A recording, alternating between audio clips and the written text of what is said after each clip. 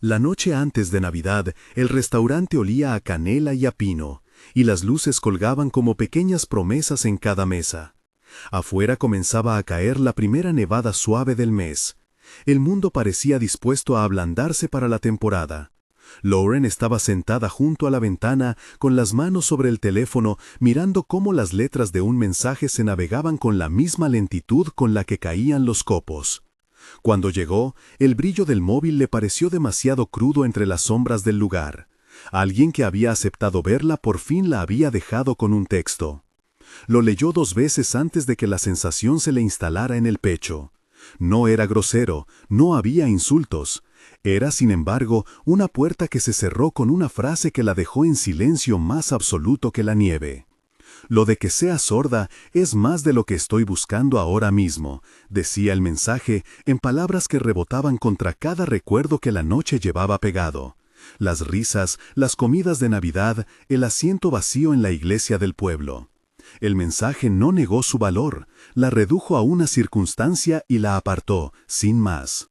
Sus manos, siempre expresivas, se tensaron. Lauren dejó el teléfono sobre la mesa y miró el resto del restaurante. Parejas que compartían platos, amigos que se reían, familias que levantaban copas. Nadie parecía notar la mesa junto a la ventana donde una mujer permanecía inmóvil, con el abrigo apretado alrededor de los hombros como un refugio insuficiente. Nadie, salvo 2 cabezas pequeñas que observaban desde la mesa vecina. No eran más que 2 niñas con gorros con pompones y mejillas enrojecidas por el frío. Eran gemelas, idénticas en el moño y diferentes en la persistencia. Mientras una jugueteaba con un pesebre en la mesa, la otra la observaba con ojos que querían entender. Algo en la quietud de Lauren les recordó a alguien. No era lástima lo que vieron, era reconocimiento. Se miraron, intercambiaron una decisión apenas perceptible entre niñas que deciden que un mundo mejor es posible, y una de ellas tiró de la manga de su madre y señaló a Lauren. Lo siguiente fue una pequeña invasión de ternura. 2 manitas, una voz infantil que no tenía miedo de romper la formalidad de los adultos y unas señas torpes aprendidas con paciencia por una abuela que les había enseñado que las manos podían ser puente cuando la voz calla. ¿Se puede sentar?, preguntaron, con la confianza que solo tienen quienes han aprendido que lo esencial suele estar donde los mayores no miran. Lauren las miró. Tenía el costado de la cara aún mojado por lágrimas que no sabía bien si eran por la piedra fría del rechazo o por la memoria de aquello que se había perdido años atrás. Hace 3 inviernos, una promesa se había quedado sin cierre. Michael, su prometido, había muerto en un accidente que aún sabía a preguntas sin respuesta. Desde entonces, ella había aprendido a escuchar el mundo de otra manera. No como quien espera sonidos, sino como quien observa la ondulación de las manos, la forma en que se arquean las cejas, la música silenciosa de los gestos. Había vuelto a enseñar con más fuerza. Había encontrado en su escuela un sentido que le daba días completos de risas verdaderas. Pero las citas, las conversaciones con nuevos desconocidos, le habían parecido una tarea que no valía el riesgo de más desaires. Sin embargo, esa noche, cuando las gemelas le ofrecieron un espacio en su mesa con la naturalidad de quien ofrece un trozo de pan, algo en Lauren se aflojó. No era solo la necesidad de compañía, era la constatación de que había humanos que aún sabían ver a otros como personas completas. Con una sonrisa contenida, asintió, y, con su pulgar, trazó en el aire una firma que su lengua dominaba mejor que la voz. «Gracias». Sus dedos, aún temblorosos, expresaban algo que la voz no decía con la misma precisión. Dignidad, reconocimiento, una invitación, callada, a que la noche no terminara en la soledad de un mensaje rechazado. Si esta historia te toca, cuéntame desde dónde la estás viendo. Me gusta saber en qué ciudad se enciende un corazón al escucharla. La mujer que había estado observando la escena desde la otra mesa era la abuela, Margaret. Era de estatura menuda, pero con una presencia que llenaba la habitación. Tenía las manos como mapas, líneas visibles, callos y ojos que sonreían antes que la boca. Margaret, que también era sorda, había criado a su nieta enseñándole a moverse en un mundo donde las manos hablan y los silencios sostienen. Era ella quien, en la cocina de su casa, había enseñado a las niñas canciones de Navidad en señas, quien había transmitido una forma de pertenencia que no necesitaba palabras habladas para ser profunda. Las niñas hablaron con Margaret en el lenguaje que era su costumbre, sin sonido, con el ritmo de quienes conocen bien los signos. «Ella está sola», dijo una. «Vamos a invitarla», contestó la otra, con una seguridad propia de quien ha visto soluciones simples donde los adultos solo ven problemas. Margaret asintió y, sin ceremonias, hizo una seña hacia su mesa. Lauren, que entendía cada movimiento, se dejó llevar. En la casa de Margaret, una casa que olía a mantecadas y a pino, la cena fue una coreografía donde nadie necesitaba levantar la voz para ser escuchado. El padre de las niñas, un hombre de manos grandes y mirada tranquila llamado Travis, apenas apareció en la entrada con un abrigo que olía a aceite y a metal. Trabajaba con puentes, con planos y vigas, y había aprendido a medir el mundo en pilas, tensores y distancias. A pesar de la dureza que podría sugerir su oficio, cuando se trató de los suyos, era un hombre de paciencia deliberada. Tenía ese tipo de calma que se consigue cuando la persona ha visto cosas enormes y ha decidido construir, no destruir. Esa noche, Travis apenas habló. No porque fuera inaccesible, sino porque las palabras eran superfluas en una mesa donde las manos contaban historias. Hizo un gesto de bienvenida a Lauren que ella entendió como una invitación amplia, un pedazo de su casa, un lugar en la cena, la posibilidad de pertenecer. Lauren devolvió la seña con esa claridad que no necesita corrección. «Gracias, gracias por invitarme», dijo con las manos, a la vez que una sonrisa se hacía espacio en su rostro. Las niñas, en un frenesí de orgullo, se comprometieron a enseñar una canción. Sacaron del bolsillo 2 pequeñas tarjetas con letras pintadas, un juego infantil que no necesitaba palabras escritas para ser genuino, y comenzaron a mostrar los movimientos que Margaret les había enseñado. «Silent Night», dijo Margaret, formando las palabras en los labios, no para que se oyeran, sino como muestra de memoria. Lo que siguió fue una versión plena y sin vibrato.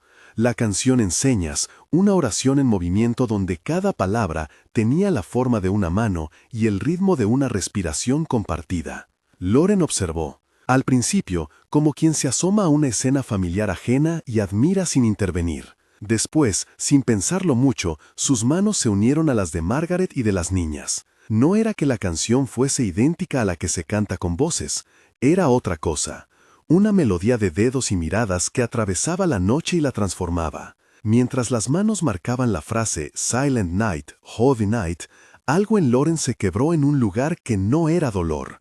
Era un recuerdo de cómo había amado antes, de las manos de Michael sujetando las suyas, de promesas hechas mirando el horizonte. No era una evocación que la arrojara hacia atrás, era una memoria que la anclaba. En la cocina, el aire estaba salpicado de harina y risas. Las niñas habían decidido que harían galletas para festejar la nueva compañía. Y Margaret, con la destreza de quien ha amasado inviernos enteros, les dejó hogazas de masa, cortadores de estrella y una pila de azúcar glass. Travis, que no era precisamente un pastelero, observaba la escena con una sonrisa que se le escapaba a intervalos. Sus manos, que en el trabajo moldeaban puentes, en la cocina cortaban estrellas que luego pasaban a la bandeja. Lauren ayudó. En su escuela, entre niños sordos, había aprendido que las manos pueden ser herramientas y consuelos al mismo tiempo. Enseñaba con ellas, señalaba, dibujaba en el aire, hacía que los niños repitieran letras y movimientos hasta que cobraban sentido. Aquella noche, sus manos cortaban las galletas con la misma precisión con la que corregía las letras de sus alumnos. No se ofreció como objeto de caridad, su presencia era oficio y calidez. Era, en suma, una mujer que tenía mucho que dar y que por pura casualidad de la vida se encontraba con personas que podían recibirlo. Las charlas entre los adultos fueron pausadas, salpicadas de silencios cómodos. Se habló de cosas sencillas, de trabajos que exigen viajar por temporadas, de decoraciones de cuarto, de cómo las niñas preferían la nieve con luz de faroles. De pronto, el tema del pasado se deslizó con delicadeza. Travis contó, en gestos y palabras medidas, que había perdido a su esposa, Rachel, algunos años atrás. No lo hizo con ostentación dramática, lo dijo como quien menciona un hecho que está ahí, con su lugar reservado. La casa había aprendido a seguir viviendo con su ausencia. Margaret abrió un álbum de fotos y, página tras página, la memoria de Rachel se hizo visible en rostros y manos jóvenes. Lauren escuchó y, por primera vez en mucho tiempo, no sintió que su historia de pérdida la convirtiera en otra cosa que un espejo para la pena del otro. En vez de eso, reconoció un tipo de compañía. La muerte había recluido a ambos en recintos de dolor, pero alrededor de ellos había manos dispuestas a tejer un nuevo tejido. Había en la mesa una voluntad de pertenencia que no exigía que las heridas se cerraran de inmediato. Lo que ofrecían era compañía para caminar la senda. Después de la cena, cuando los utensilios se apilaban y las niñas perseguían sus propias sombras con risas en silencio, Margaret llevó a Lauren a una sala donde había, sobre una mesa, un pequeño modelo. Un puente en miniatura, con sus arcos y tirantes, un puente hecho por manos que sabían de distancias. Travis entró y, sin palabras, puso una taza de chocolate caliente en sus manos. Los puentes, hizo un gesto hacia el maquetismo, conectan islas que no sabían hablar la una con la otra, dijo con simpleza, y con una metáfora que Lauren comprendió al vuelo. La idea de construir puentes no era solo literal. Para su vida, para cualquier vida que haya conocido la pérdida, la metáfora cobraba sentido. Un puente no aparece de la noche a la mañana, se dibuja, se sostiene, se prueba. A veces, para conectar dos orillas, hay que colocar tablas de a una, tensar cables, verificar el ángulo. La imagen resonó en Lauren como una propuesta suave. Pertenecer podría ser un trabajo de manos compartidas, un trabajo lento y deliberado. Antes de irse, le ofrecieron quedarse esa noche en un cuarto de huéspedes que Margaret tenía preparado. Lauren aceptó. No era que no pudiera volver a su apartamento, era que algo en ella pedía seguir esa conversación de manos, saber si aquello que había empezado era un faro pasajero o una navegación posible. Se fue a dormir con la imagen de las manos del mensaje rechazador en la cabeza y junto a ellas la otra imagen, manos que la habían invitado, manos que le habían devuelto una canción. Al abrir los ojos a la mañana siguiente, la luz parecía distinta, los copos de la noche se habían quedado pegados en las ramas como si un pintor hubiera decidido acentuar la escena. La casa estaba tranquila. En la cocina, el aroma a café y a pan tostado formaba un halo de bienvenida. Las niñas vinieron con pijamas y calcetines descombinados, cada una con una cara de orgullo por haber hecho algo correcto la noche anterior. «Te enseñamos otra canción», dijeron, y empezaron a marcar pequeños gestos con entusiasmo. Aprendieron que la inclusión puede caber en un coro infantil y que la repetición de un acto sencillo, mostrar que alguien es bienvenido, hace que las cosas perduren. Margaret, como buena narradora de su linaje, mostró a Lauren un álbum más íntimo. Ahí estaban, en blanco y negro, fotografías de generaciones que habían aprendido a comunicarse con las manos. Una madre enseñando a su hijo a señalar las letras, una fiesta de pueblo con bailarines que aplaudían sin sonido, una Navidad antigua con velas que no se apagaban. No había lástima en esas fotos, había dignidad y costumbre.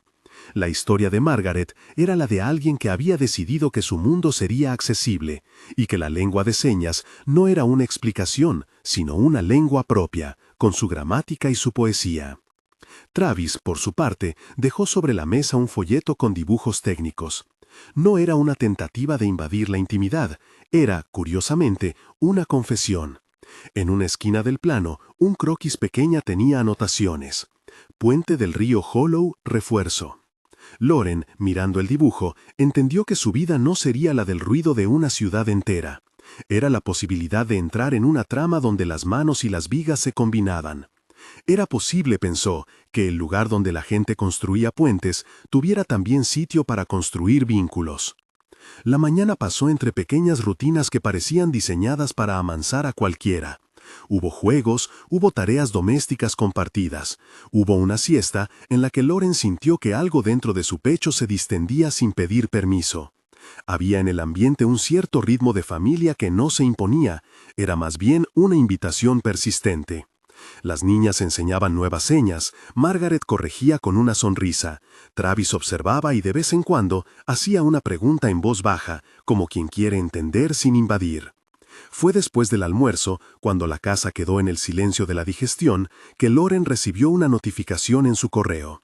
Era un mensaje de la universidad donde algunos años atrás había presentado su tesis sobre métodos bilingües en clases para niños sordos. El asunto anunciaba una oportunidad, un puesto temporal en Boston para coordinar un programa piloto. Era el tipo de oferta que a su carrera le daría un giro importante, mayor alcance, recursos y la posibilidad de impactar una cantidad de niños que hasta entonces solo había soñado. La oportunidad venía además en el momento menos oportuno, justo cuando algo o alguien comenzaba a tejerse en torno a ella. Se quedó mirando el mensaje sin abrirlo, no porque no quisiera, sino porque la decisión implicaba más que simples yeses o nos. Boston estaba lejos, las oportunidades profesionales no siempre venían acompañadas de cálculos emocionales. La invitación quedó ahí, como un susurro de futuro. Margaret la vio desde la distancia y, sin pronunciar palabra, le pasó una taza de té.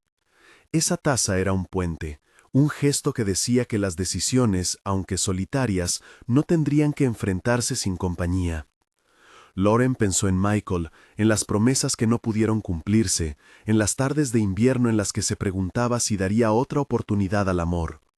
Y pensó también en las manos que la habían sostenido la noche anterior, en las voces silenciosas de las niñas, en el taller de Travis donde se dibujaban arcos y cables que vinculaban orillas. Era demasiado pronto para saber cómo elegir, pero en algún lugar entre la taza de té fría y el portazo del buzón de correo se produjo una certeza tenue. Pertenecer, como construir un puente, exige un paso a la vez y la compañía de quienes estén dispuestos a poner el primer tablón.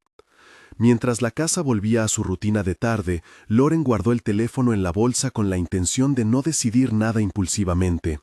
Se quedó en la sala, mirando el modelo del puente que Travis había mostrado la noche anterior. Las manos de él, su súbita ternura cuando colocó la taza en sus dedos, los gestos tranquilos que usaba con las niñas, todo encajaba con una sensación que la asustaba y la fascinaba a la vez, la posibilidad de una familia encontrada, que no sustituía lo perdido, sino que lo enriquecía. El sol empezó a caer y la luz tomó un color dorado que parecía querer perdurar. Afuera, la nieve volvía a caer en remolinos más densos. Alguien colocó un adorno en la ventana y por un instante Lauren vio la escena completa. La mesa repleta de platos, las manos llenas de migas de galleta, la canción que seguía viva en señas. Esa imagen no borraba el mensaje cruel que había recibido la noche anterior, ni los años de soledad que había habido antes, pero hacía algo distinto, la transformaba en posibilidad. Así terminó esa tarde, con Lauren en el umbral de decisiones que aún no había tomado, con la invitación a pertenecer extendida y sin condiciones, con una oferta profesional suspendida como una cuerda entre dos orillas. Afuera, las luces de la calle empezaron a encenderse, y por una vez, la idea de Navidad no era una obligación, sino una oportunidad para saber si los puentes que se construyen con las manos pueden también sostener el peso de lo que cada cual trae consigo. Los meses que siguieron no fueron una sola escena grande y brillante, fueron un entramado de pequeños gestos que, con el tiempo, hicieron que la vida común pareciera un lugar seguro para habitar. Las visitas que habían empezado como un gesto de hospitalidad se transformaron en domingos marcados en el calendario, en risas que se filtraban por la cocina y en una costumbre de dejar siempre una taza extra en el fregadero. Lauren volvió con frecuencia a la casa de Margaret.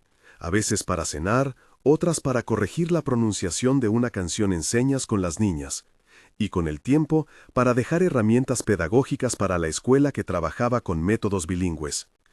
Su presencia dejó de ser un acontecimiento ocasional y pasó a ser parte de una estructura nueva, un andamiaje de confianza montado lentamente.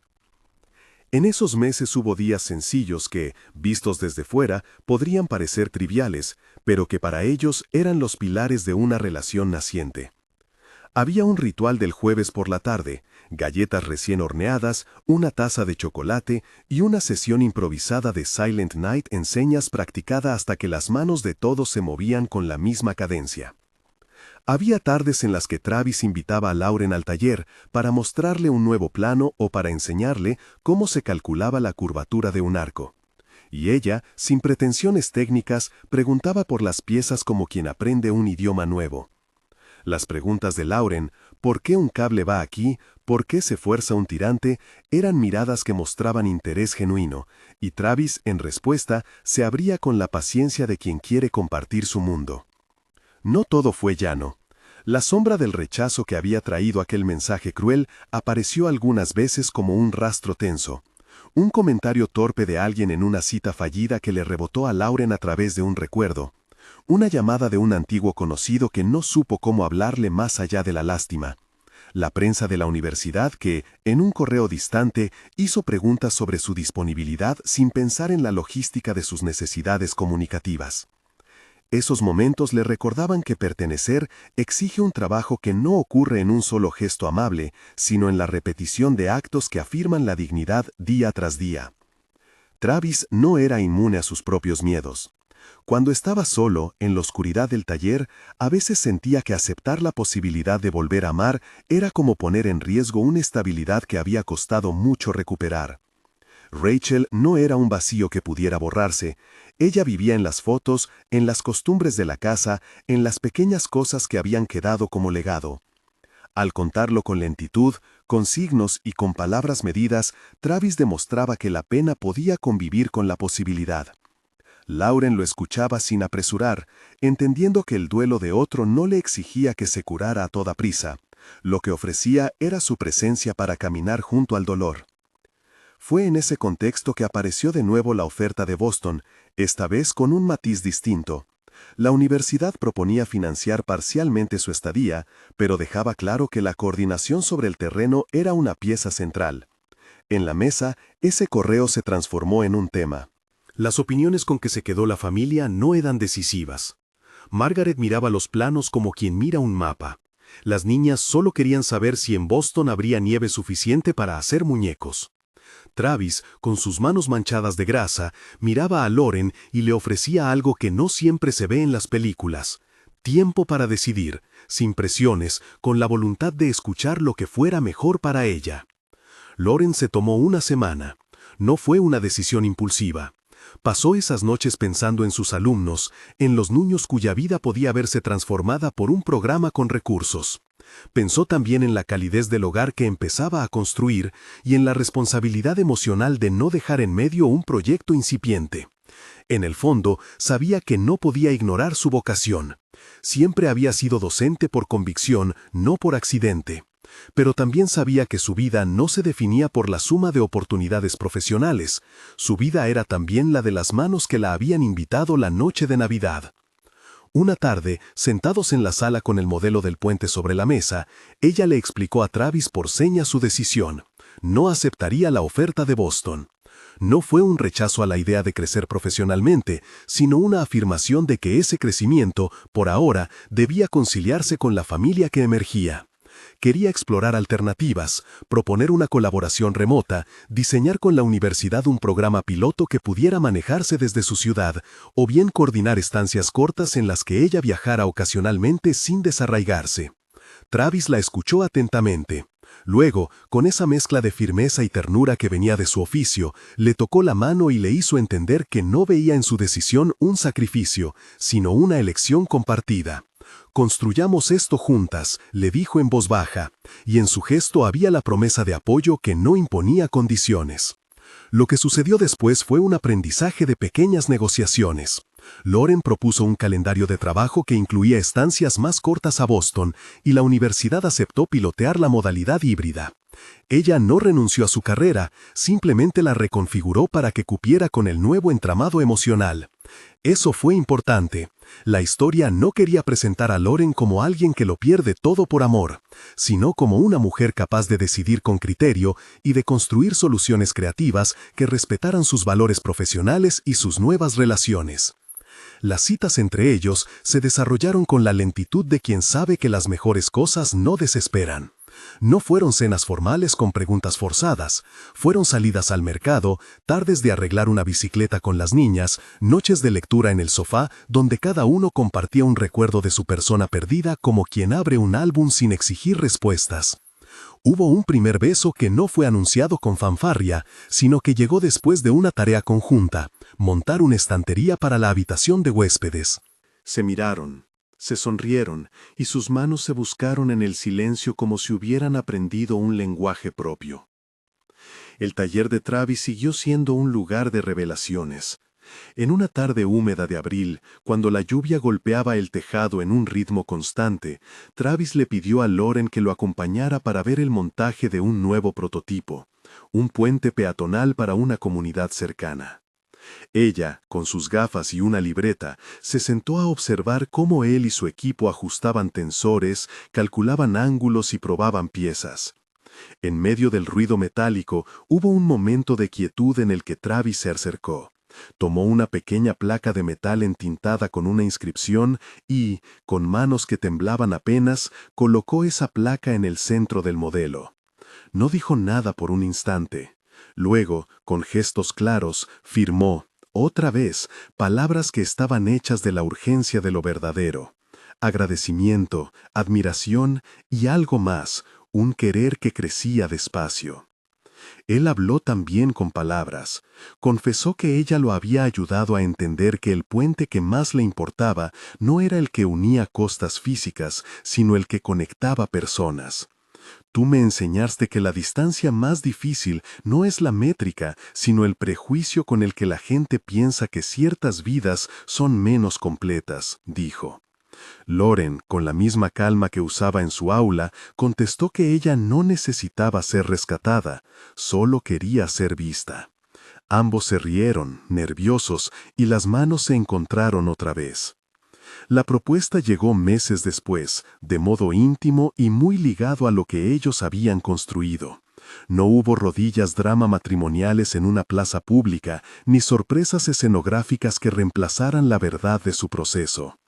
Travis preparó el taller para que, por una tarde, todo pareciera un escenario cotidiano.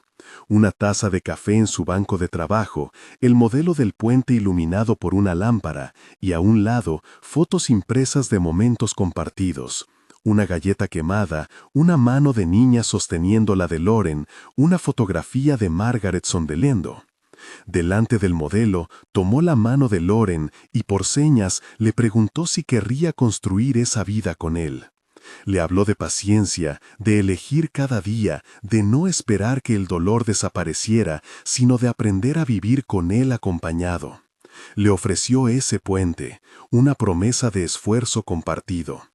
Lauren, que había aprendido a medir afectos con la misma seriedad con que corrige a sus alumnos, respondió con la serenidad de quien sabe sus límites y sus deseos.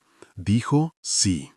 No fue un sí impulsivo, fue la aceptación de una carretera que ambos estaban dispuestos a pavimentar. Una de las niñas, que había seguido a escondidas la escena desde el umbral, aplaudió con manos tan espontáneas que la irritación y la risa llenaron la sala. Margaret, desde su sitio, firmó una bendición que no necesitó palabras y que lo dijo todo. La boda fue sencilla, sostenida por los mismos elementos que habían hecho fuerte la relación: presencia, intencionalidad y comunidad. Escogieron una pequeña ceremonia la mañana de Navidad, en la capilla del pueblo decorada con sobriedad, luces cálidas y un aroma tenue a pino y cera. No quisieron despliegues, invitaron a la escuela donde Lauren enseñaba, a los vecinos, a las familias que habían sostenido su camino. La canción que marcó el momento fue, como no podía ser de otra manera, Silent Night en señas. Las manos se movieron en sincronía y por un instante la capilla pareció más viva que muchas iglesias llenas de voces. Las niñas llevaron las alianzas como si llevaran sobre sus palmas una responsabilidad alegre. Margaret firmó cada palabra como quien firma un contrato de afecto. Travis y Lauren se prometieron construir con paciencia y con honestidad, y la comunidad que los miraba entendió que la promesa era menos un salto dramático y más un acuerdo para trabajar duro y amar con decisión. Los años que vinieron después no borraron los fantasmas, pero los pusieron en su sitio.